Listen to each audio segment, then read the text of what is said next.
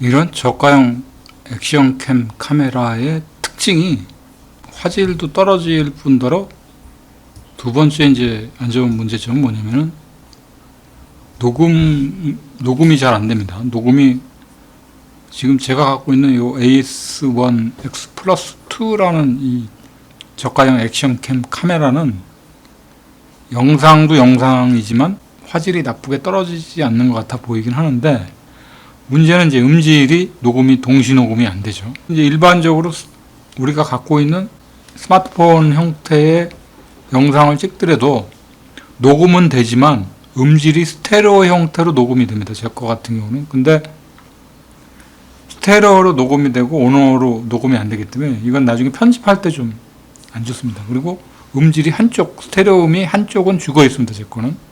그래서 소리를 별도로 동시 녹음을 할 때 써야 되는 기능들이 있어야 되는데 그런 것들이 좀 많이 떨어집니다. 현장에서 이제 자연의 소리를 그대로 이제 채취를 해서 녹음이 돼줘야 되는 상황이긴 한데, 그런 부분들이 녹음이 되더라도 잡음이 많이 들어오고, 그거를 나중에 살리려고 해도 컴프레셔 형태로 이제 음을 확대시키거나 늘려줘도 잡음이 굉장히 심해집니다. 그래서 이럴 경우에 이제 그냥 아예 딸려있던 녹음이 된 거를 지워버리고 제 목소리를 더빙하는 형식으로 다시 넣기도 하는데, 이게 상당히 번거롭죠.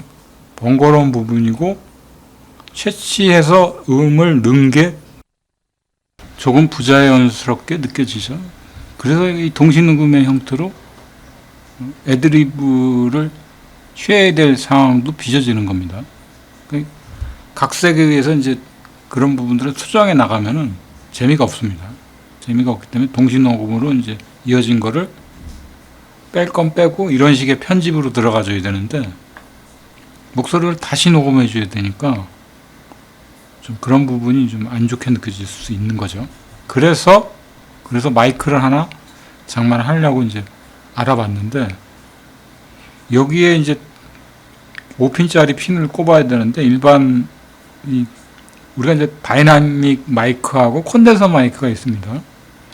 근데 콘덴서 마이크의 형태는 제가 아는 입장에서 얘기를 한다 그러면은 조용한 곳, 상당히 밀폐된 공간, 이제 스튜디오 안에서 이제 밀폐된 공간에서 쓸 때 주변의 소리는 조용해지고, 행여 이제 우리가 녹음을 하다가 이제 다리의 관절도 꺾이는 소리가 들리죠. 그런 소리까지도 이제 다 채취해서 들어갈 수 있게끔 하는 게 콘덴서 마이크고, 다이나믹 마이크는 이제 주변 환경이 이제 밀폐되지 않고 확장된 상황에서 이런저런 소리가 다 들어오긴 하지만 그 소리의 효과가 집중적으로 녹음을 하려는 소리에 이제 집중되는 형태로 이제 녹음이 되는 거죠. 그런 패턴으로 이제 녹음이 되는 게 이제 다이나믹 마이크 형태입니다. 그래서 밖에 나가서 콘덴서 마이크를 장착을 해서 녹음을 하는 건 그렇게 효과적인 녹음은 아니죠. 앞서 얘기를 했던 것처럼 5핀짜리 마이크를 연결해주는 잭이 또 있어야 됩니다. 그 연결을 또 빼게 되면은 일반 우리가 이제 스마트폰이나 아니면 이제 그 디지털 카메라 형태의 잭에다가 꼽아서 그냥 다이렉트로 쓰면 되죠. 이런 것들이 호환이 되기 때문에 그 잭 한 개 값이 한 7, 8천 원 하는 것 같습니다. 그래서 포함해서 다 28,000원, 택배비까지 하니까 한 31,000원에 나옵니다. 근데 주문을 했는데 어떻게 될지 모르겠습니다. 와보면 이제 녹음을 하면은 제가 이제 오디오 인터페이스로 녹음하는 음질의 형태까지 접근할 수 있을지 여부는 이제 테스트를 해봐야죠. 컴퓨터에는 이제 사운드 카드라는 게 장착이 되어 있죠. 되어 있는데 이 카드는 레이턴시 값이라는 게 있습니다. 그래서 일반 목소리를 녹음해도 마찬가지고 어떤 음악의 형태로 이제 악기 같은 거를 이제 연주를 하기 위해서 이제 미디로 연결을 해서 연결을 하게 되면 나중에 한 템포씩 딜레이 됩니다. 그 결론적으로 이제 음악하고 목소리하고 엇박자가 나는 거죠. 그런 레이턴시 값 때문에 규격이라는 게 있습니다. 아시오라는 규격에 의해서 만들어진 이제 그런 패턴의 이제 사운드 카드인데 샘플링 할 수 있는 사운드 카드가 이제 오디오 인터페이스죠. 여기까지 학습이 되어지는 과정이 좀 시간이 걸립니다. 저도 그렇게 시간이 좀 걸렸고요.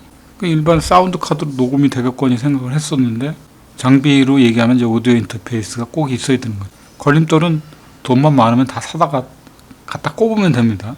꼽아서 적절한 드라이버 설치하고 세팅해주면 되는데, 돈이 문제니까 고가의 장비를 사지를 못하고 다 그래서 중고를 알아보고 중고들을 많이 샀고, 그래서 오디오 인터페이스는 그렇게 쓴다고는 하는데, 액션캠 카메라도 고가의 장비 사면 되는데, 이것도 이제 좀 시원찮아서 저가형 장비를 싸게 산다는 꼴이 이제 싸게 사지도 못했습니다.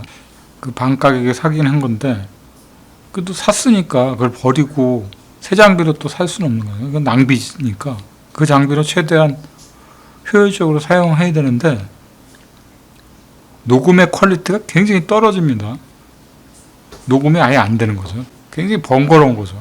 심사숙고 끝에 이제 마이크를 이제 주문해 놓은 겁니다. 저게 지금 어떨지를 모르겠습니다. 우리가 고프로에서 이제 기본적으로 세팅이 돼서 녹음이 되는 그 정도의 음질일지 여부는 배송이 되어진 걸 보고 갖고 와서 세팅을 해보고 녹음을 한번 해봐야겠죠.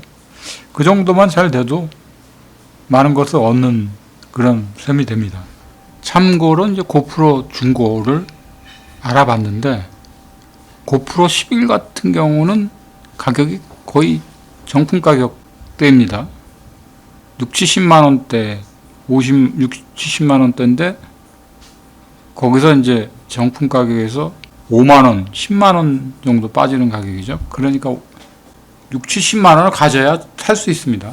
그럼 고프로 예전 버전, 고프로 7까지는 중고로 나온 게 제법 있습니다. 그 7도, 고프로 7도 몸체만 20만 원에서 30만 원 가격대를 중고로 부르는 것 같습니다. 근데 그것만 있어갖고는 안 되죠.